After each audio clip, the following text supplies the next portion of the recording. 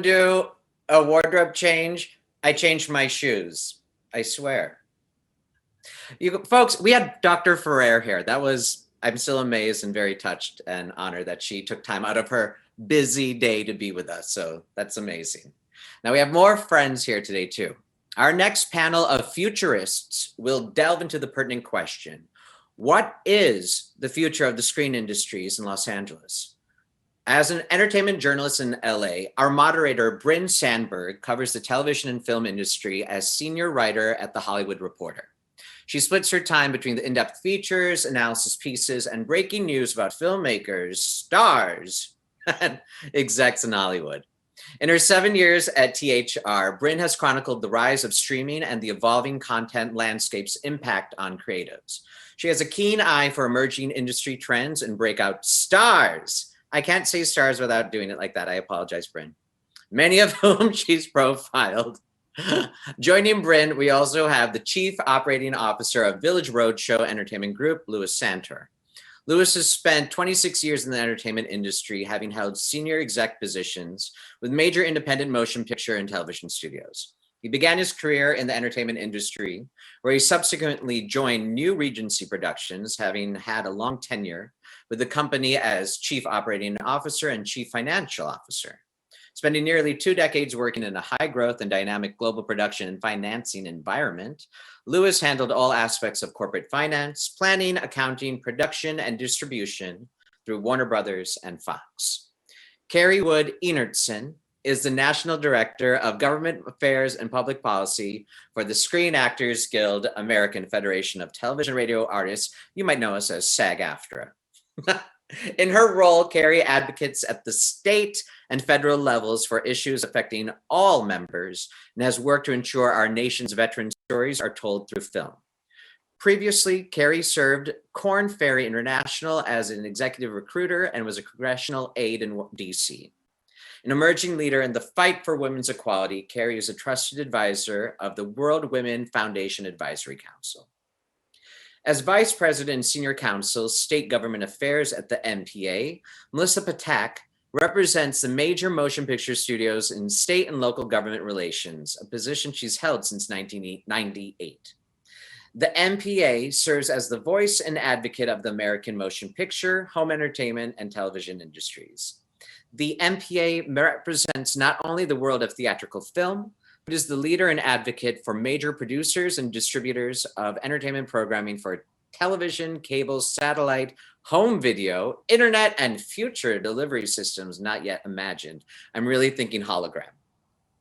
Finally, Derek Huth is a general counsel and secretary at Tastemade, a modern media brand headquartered in Santa Monica that creates digital-first video programming in food, home, and travel, primarily for millennial and Gen Z audiences. In addition to legal and business affairs, Derek is also involved in people operations, corporate development, and international matters at Tastemade. Before Tastemade, Derek was at the law firm of Fenwick and West in Silicon Valley, where he advised startups of all sizes and served on the firm's hiring committee. He started his legal career at Sullivan and Cromwell in New York, focusing on mergers and acquisitions and chairing the Asian Associates Network. Ladies and gentlemen, I'll toss it over to Bryn and all of our panelists on the future of screen industries in Los Angeles. Thank you so much for that introduction and welcome to the Future of Screen Industries in Los Angeles panel. Before we get going, I just want to let everyone know that you can submit questions. There is a Q&A box there, and those will be sent to me throughout the panel. So I will try to squeeze in as many of them as possible, as long as they're relevant to our discussion.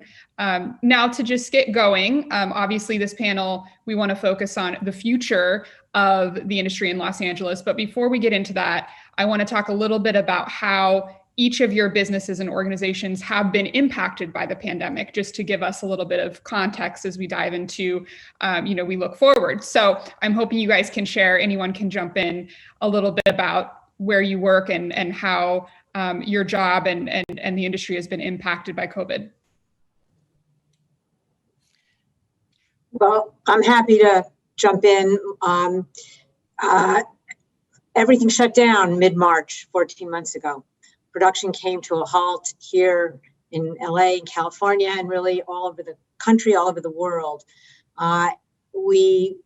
Once we realized that this was really going to be more than a 2-week blip, the industry-wide Labor Management Safety Committee convened.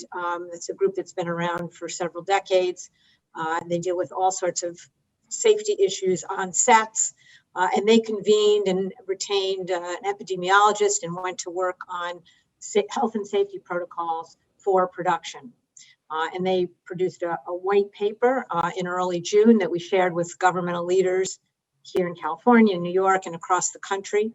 And we were able to resume work, beginning of work. After that set the baseline, the health and safety protocols.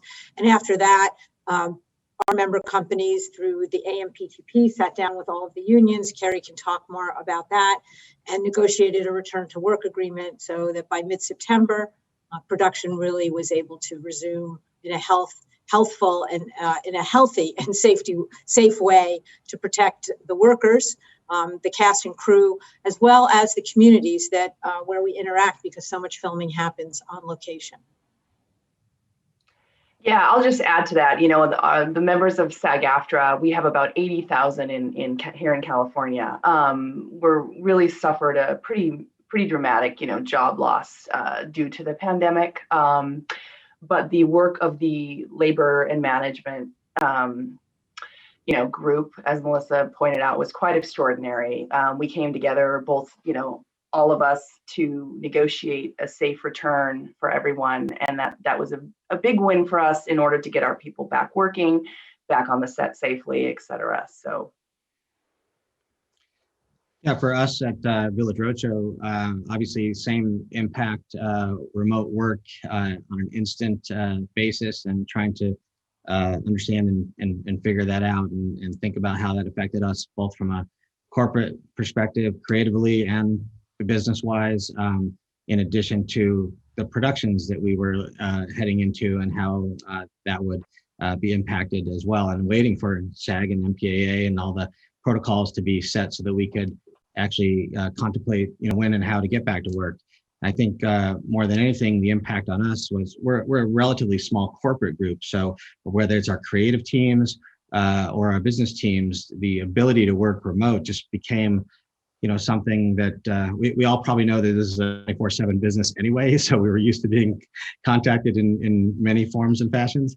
So the influx of Zoom and the creativity that came along with that was pretty dynamic and enlightening, as our creative teams worked with writers and put together pitches and met with our colleagues at different studios and platforms, and even as it relates to planning a production and doing run-throughs on a Zoom basis and getting studio sign off on. It's just been amazing to see everybody kind of roll up their sleeves and work within the requirements of getting back to work. And it's been, a game changer that we'll have to think about as we move forward, in our business for sure. Yeah, and over at Tastemade, I would say the impact has actually been a little bit more mixed. Certainly on the traditional side of studio production out in Santa Monica, that was all halted. But kind of the core engine of Tastemade's content machine is very much distributed. We have a global network of digital creators, and we don't necessarily use studios. A lot of these creators are just filming in their home kitchens and doing stuff via their mobile apps and such. And so it was actually kind of an opportunity to lean more on that side of things. We had started trending more towards studio production, but then we realized, hey, we've developed this muscle over the years. Let's reach out to all of our network and our partners throughout the world, really, and see what kind of content we can generate. And so it was a mixed result where we kind of got back to our roots and realized, hey, we have the ability to still generate content, a different type of content, of course, but still some type of content to keep the engine going during the year. And it proved to be something that we realized is kind of valuable, and perhaps we might want to stick with it or keep certain elements of it as we progress in the years. It's interesting. You have the film offices and agencies and whatnot in Hollywood that were able to transition to remote work mostly, and then you have the other side of things with production where that's not really possible. And so, as you mentioned, the leading industry guilds and studios came up with this remarkable plan that has really kept a lot of people quite safe on sets. I think it was Mike in the previous panel that mentioned that being on set he felt one of the safest places that you could be at different points during the pandemic. And then you have what Derek is talking about, sort of a hybrid model. But overall, there's certainly been a trend towards remote work that's come out of this. There's a lot of people who have got up and left LA or New York or other big cities and moved away during this time, maybe to save on rent, or they just wanted to try a new place when they could. So I am curious how much you guys think that trend is here to stay. Will people be forced to come back to LA and New York when the pandemic is over? Are they going to have to physically be in an office? Will there be a little bit more flexibility? I'd love to hear each of you talk about your own facets of the business and how you see remote work sort of playing into that or not. I can speak to that as the person here representing the performers on the productions. Obviously, our nature of work is in person and in close proximity, and I don't see that changing in the near future. But what is changing, I think, is when you couple that with the aspects of remote work for a production, for example, casting, location scouting, post-production editing, script writing. All of those things. I think we will see that can be done remotely, and then when you're actually in production on the set, you have the talent there and camera people and hair and makeup, things like that I don't see can't be done remotely. But I think when you pair it all together, it'll make for a pretty seamless and safe way to work. Yeah, I'll chime in and say that I think there's probably a certain aspect of remote work that will absolutely continue going forward. I think that what we've all learned over the last year is that it's possible, as I was mentioning earlier. And so as it relates to production, obviously a different circumstance, but even on that production, to your point, Carrie, doing, whether it be scouts and acting in a more technological, fashion and taking advantage of that, and not everybody having to travel and, deal with these circumstances. That's a possibility of continuing for sure, as we've realized, efficiencies in that process.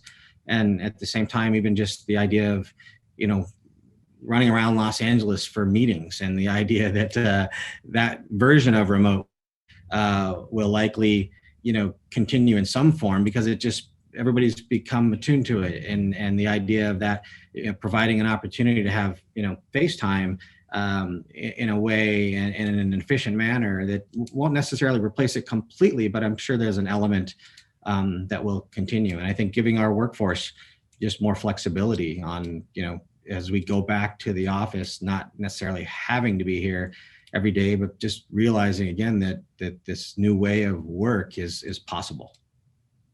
Right, and I would echo that and agree that for many who thought, I could never be productive at home, there's too many distractions. Well, when you have to be productive at home because you can't get to your office, everybody became productive that could do their job in the out of the office in their home setting. Carrie points out, exactly, for production though, that has to happen in person. And there's an aspect of my work and Carrie's work, because we're advocates for our members and we interact with government quite a bit. And now we've been doing that on Zoom, and I can speak for myself and probably my organization. We are looking forward to the time where we can meet with our government counterparts in person, whether it's in Sacramento or at LA City Council or the County Board, our host for today. We look forward to getting off of Zoom and getting back into face-to-face interactions. Yeah, and it's certainly top of mind for us at Tastemade. We actually recently surveyed our workforce and got their preferences. And as you may expect, the majority did prefer this work from home setup. It was something new and interesting, and it seemed to really jive with people's lifestyles. But at this point, we're still kind of evaluating how it really will look. I think one thing that we want to make a point of is that it's not probably the best situation to make, company changing monumental decisions in times of crisis, right? As we're still kind of getting through the pandemic, do we really want to shift the exact way of how we're going to work in the future at this time? And so now a lot of it is data gathering. It's seeing how the teams operate, watching, seeing what other peer companies are doing, and really gathering as much information as we can before we make such a large shift. But yeah, to date, it's definitely an appealing thing. We've seen benefits of it. Our team seems pretty happy about it, but we've also asked the question, if say in 2 years everyone's back in the office and having fun and socializing and all that, and we're the one remote company, will that be something that we want to appeal to? Will our team then suddenly long for that interaction? So tons of factors at play here that are both industry specific and not. But yeah, it's an ongoing thing that we're looking at really weekly as we progress through this.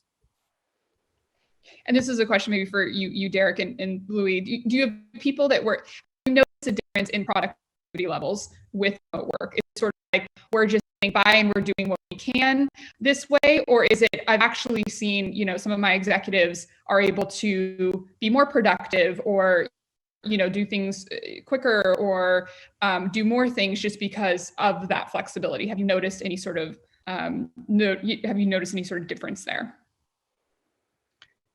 Yeah, on balance, I mean, I think we still want to gather more data, but like just the first quarter of this year, which I think was really a year where we consciously said, we're working remote right now. Let's put all the processes, software, work habits in place so that we can be as successful as we can working remotely. And this quarter was great. Like it was right on track with plan, and everything went well. And so that made us think, okay, now perhaps we do have this muscle or this ability to be working remote in an excellent manner. And so I think still remains to be seen. We'll kind of see how the full year plays out. And I think that's a lot of our current tone of, hey, let's do the best we can successfully today, but before we make any full decision, let's keep trying and seeing how things progress. But it's been optimistic so far.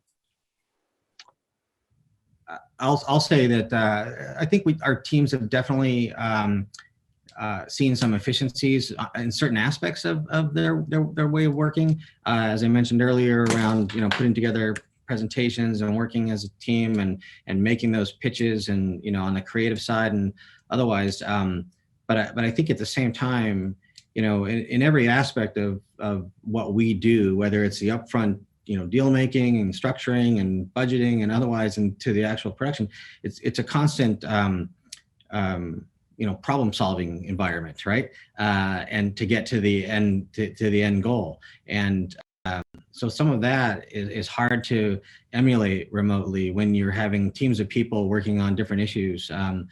It's harder to come together, and you're relying on emails and otherwise in many respects to try to be efficient. But in so many ways, the walking across the hallway and having a conversation cuts to the chase and allows people to move forward. And I think that's probably been a missing element, and it probably results in some inefficiencies over the course of time. So finding that correct balance will definitely be important, I think, from all perspectives going forward.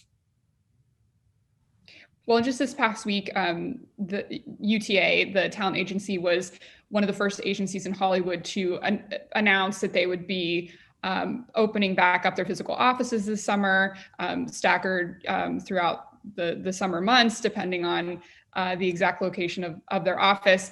And we're seeing other film and television companies start to sort of formulate these plans. The thing is, it's totally voluntary, it seems. At least with UTA, it's optional if you want to come back. And then if you do, you are required to be fully vaccinated. So I'm curious, from each of your perspectives, is this how do you see sort of a slow reentry back into society, back into, actually being together, with the exception of production, of course, which has been together this whole time. But do you see a voluntary return to offices first? And then do you see that ever becoming mandatory, or does it just depend on that particular facet of the industry?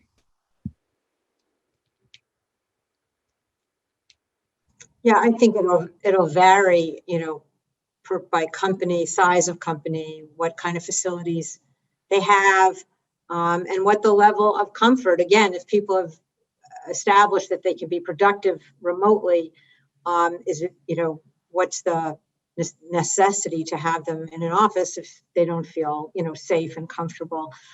So I think it will vary. I mean, I do know I didn't get to hear Dr. Ferrer when she spoke here, but we've followed her closely as we have followed the state guidelines. And we do know that the governor has said that on June 15th, many of the restrictions are going to go away. And the blueprint for a safer economy is really going to, kind of be not operative. Of course, the masking will still be required and encouraged, but the distancing and all of that, I think at the state level, the county may have its own view. At Los Angeles is denser than other places in California, so I don't want to speak, but I do know come June 15th, how we interact out in public is going to be different than the way we're interacting now. And so that may also change, attitudes about coming back into the office.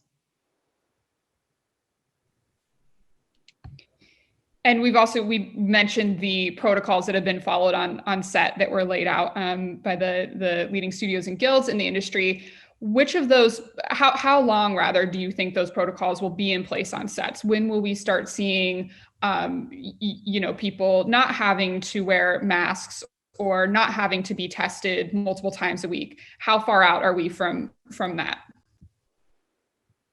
I can, try to speak to that. I don't have those answers right now, but there's a return to work agreement that's being negotiated as Melissa and I are both involved with, similar to what we did last year when production restarted.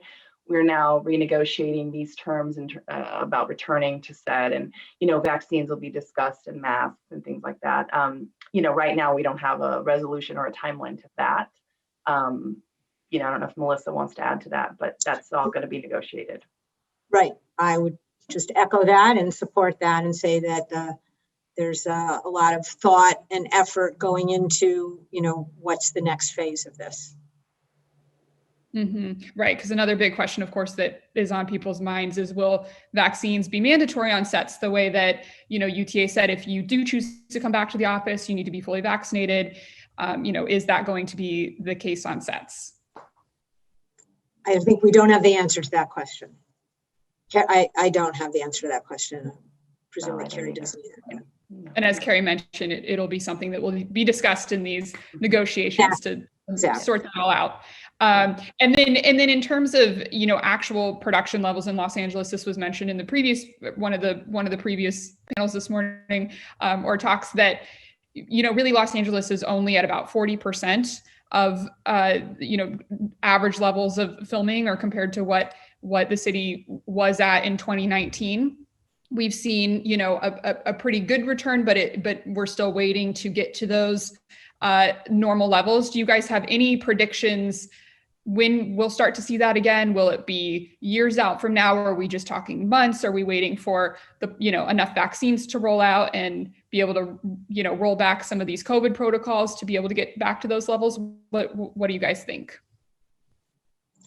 I think many of the variables you just cited, vaccine availability, and the return to work agreement, sort of the next phase of that. But I think there is a fair amount. I mean, I don't, the statistic of 40%, I assume may come from Film LA, based on their permits issued. They do a great job, and their information is 100%, 1000% reliable. It doesn't take into account what is happening on the sound stages. So there isn't really a metric for that.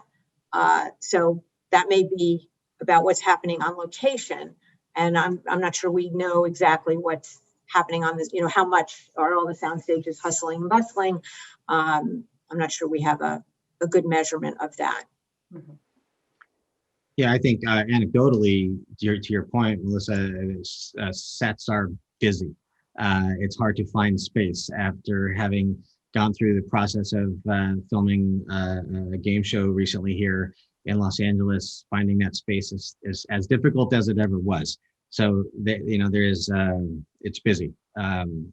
So another element that I think is interesting, and I'm working with a coalition of independent producers like ourselves outside of the major studio system that are dealing with the federal government and attempting to get some insurance support to help us move through the process of how traditional independent film and television is made with, bank loans on a project basis, and having insurance coverage is a big factor in that regard. And the insurance industry obviously still trying to determine how hard they've been hit through this whole process, and putting restrictions and eliminating certain coverages related to COVID-19 and communicable diseases, and how that impacts independents' ability to get the financing necessary to get back into production. And so that's another element that's outside of the normal realm of what we're dealing with here in terms of getting back to work and otherwise. It could still have a longer term impact on the complete volume coming back to where it used to be, as that gets flushed out through more of the banking and insurance and financial systems that have always been there to support our independent industry side of the industry. Yeah, can we talk about that insurance issue a little bit more? Because I know that's something I at least heard anecdotally, especially in the beginning of the pandemic, when studio projects were able to get going because it wasn't as much of an issue for them, but it was for these smaller films that had to go out and get their own insurance, and COVID related issues were not covered. So can you give us a little bit more detail, any of you who've dealt with this, where that issue stands, what needs to happen to make it easier for independent films and other projects to get out there and safely film and afford to do it? Go ahead. Well, we are supporting at the federal level. My colleagues in our DC office are very supportive of the insurance issue and getting the federal government to be a backstop on this insurance question. And there have been efforts, I think, in the various pandemic relief bills to get it included. I'm not sure it has been yet, but there are efforts, still ongoing, and there's more legislation that is coming down the way from Congress, be it an infrastructure bill. So there are opportunities, but Louis probably more in the front lines on it. My colleagues in the DC office are also. Yeah, and you're exactly right, Melissa. The coalition that we have is a group of major independents as well as smaller independents who are using a lobbying team group. We're having conversations with Congress persons and senators and trying to make them understand the circumstances that we're facing. At the end of the day, it takes more equity from us. It takes a different structure. So we're still able to move forward. We produce something. We're producing something else, but there's a move that has to be made in terms of that support from the federal government, and we're working towards that. We're hopeful that we have brought it to the attention of the appropriate persons. Focus on California, and obviously as a big production hub, and Los Angeles support as well is helpful. To Melissa's point, trying to get legislation teed up and become part of some subsequent COVID relief package where the insurance industry can feel satisfied that there is a backstop mechanism such that if a show gets shut down in a major way, that the federal government would step in and wouldn't rely upon independent companies' ability to keep that going. So we're hopeful that there'll be some movement on that front, and that it'll allow the volume of production to get back up to the levels that we've had historically, and obviously all the jobs that are developed through that production process, both here in Los Angeles and California and around the country.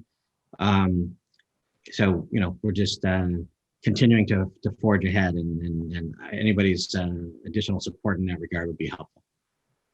I just want to add, Bryn, on the union side, we are part of that coalition as well, strongly supportive of the federally mandated backstop, particularly for smaller and medium production companies, et cetera. Similar to the model, I think it was the Terrorism Risk Insurance Act after 9/11. There was a similar legislation, and we are very supportive of getting some sort of backstop from the feds, and we are working on that as well. And then Los Angeles, of course, has remained a top filming destination, but there's other regions like Canada, the UK, Georgia, for instance, that have also become strong shooting destinations over the years. I'm curious what makes an area attractive to film in, and how can Los Angeles continue to be competitive in this space? What would you recommend? So everybody has something to say on this. I'll just chime in first. So there's probably three elements of the decision on where to locate a film: cost, convenience, and creativity. Cost is really at the top of the list these days. It has been really, for a long, long time. And many territories, jurisdictions, states, other nations have found that they want to attract this business. It's a lot of great middle-class jobs, relatively, good for the environment. We're not building factories and, permanent, sound stages, of course, but they're not the same way of smokestack kind of industries. So other leaders have attracted this industry by establishing production tax incentives, and that's really what's created many places that you would not have thought of years ago as a destination for filming. I was just going to echo that. It's about incentives and the bottom line cost a lot of times. And I think LA should continue to incentivize filming. We have the unions here, we have the companies, we have the vendors, we have the talent. It should really be the center of entertainment, and hopefully it will continue to be so. And also the digital entertainment services that complement, filming, we can also work on incentivizing those. And also convenience. Are people complaining on Nextdoor about film crews? Are they not seeing the bigger picture? Things like that. I think making it easy to produce here should be a priority for the city, in my view. Yeah, and I'll echo the same things. Cost, convenience, creativity. First and foremost, it has to make sense for the story. You don't go somewhere to shoot that doesn't make any sense at all. So you have to make sure that it can actually work. Cost is a huge factor. The incentives that we get out of other jurisdictions are always important to understand and evaluate. And to add to that, to the insurance side of it, certain jurisdictions globally, the UK and Canada in particular, have already put into place, similar federal backstops around that insurance protective program. So, we're kind of heading down that same path, and hopeful that'll come into play as well. And that will allow us to continue to keep more production, locally as opposed to elsewhere when you start to, add up all the different factors. Yeah, and on the incentives piece, I actually had a recent anecdote where our head of production was lamenting about, I think he's reading the Hollywood Reporter and heard about, I think, how flight attendant and Chad moved back to California to take advantage of tax incentives. And he felt that was kind of silly, that how come he had to find out about these incentives via the Hollywood Reporter. And so thinking almost like as an actionable item, I think the county should take full advantage of and get credit for the incentives that's already put in place. And so it's all about like the marketing and the education of it, and potentially reaching out to, the broader creator community, kind of beyond the core Hollywood, and say that there actually are many things that are in play and potentially available. And so it's potentially just like an increased, enhanced communication around the good stuff that's already in progress. And so I think that's just maybe not too challenging, but something that's already there, and we just really have to message it more. And then kind of thinking bigger picture and kind of the topic of this panel, like I was thinking about our workforce and, this trend of people thinking about working remotely, and that's certainly introduced into the conversation now. And so kind of historically pre-pandemic, we were thinking, there are things about Los Angeles that maybe are suboptimal, but that we live with it because it's Los Angeles and it's a great place to be. And so the typical things like housing affordability, like traffic and commute times, about just general cost of living, all those things, people kind of just dealt with it because it's to be in Los Angeles. But now that remote has been added to the conversation, people are starting to think, hey, perhaps I can manage around that, right? I can kind of chart out my own path and career and not necessarily have to deal with things like that. And so it's almost like a time now to look at those age-old issues kind of with fresh eyes, to realize perhaps they do need to be addressed kind of more pointedly, because people can now have more choice and have more freedom in determining how to address those things. And so kind of going back to what we can do, like it's not really industry specific. It's just kind of, the living situation and quality of life in the county. And so that's always a great topic. I know, of course, many brilliant minds are working hard at it, but it's something that's always worth continued attention. Yeah, and if I can add, I mean, we circle up maybe a few of the topics that we've talked about here.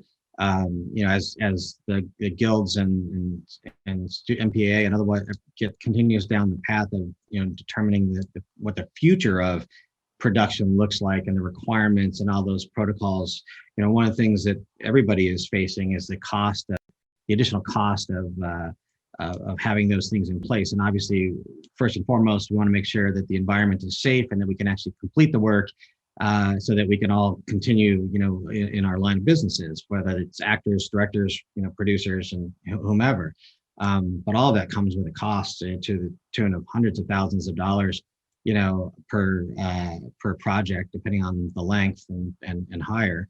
So anything that can also be supported in that regard, in terms of whether it's county or city support on top of state incentives, or federal backstops, I'm sure there's somewhere where there can be some additional incentives that come into play that might not be a lot of money, but can be meaningful as it relates to this changing dynamic of what our, future work looks like on sets, in order to keep people, more in LA generally. And I want to bring up something that, Louis, I think you touched on earlier, which was the lack of physical studio space that you guys are dealing with, and specifically, and this is a big problem in California and in Los Angeles, where there's not a lot of open space where you can build new studios. What can be done to remedy the situation in a city like Los Angeles? Or what would help? So I can jump in here, Louis, not to, I don't want to interrupt, but there is a piece of legislation percolating through the process in Sacramento that would incentivize not directly the soundstage construction, but would incentivize the productions that would be located on those new sound stages. And so it's a very creative way of doing it. It would stimulate jobs not only for our Kerry's members and the other guilds and unions in our sector, but also the construction trades and building trades. And so we're keeping a close watch on that legislation. Again, it's still about finding the real estate, you're right, and there's only a finite amount, but it would at least incentivize the productions and look at those who would occupy those sound stages as creating an incentive for them to build more. All right, well, we got about a minute left. So anything else that anyone wants to add about any subject we discussed today, or just the larger question of, how Los Angeles can continue to be a hub for film and digital workforce? Any last thoughts?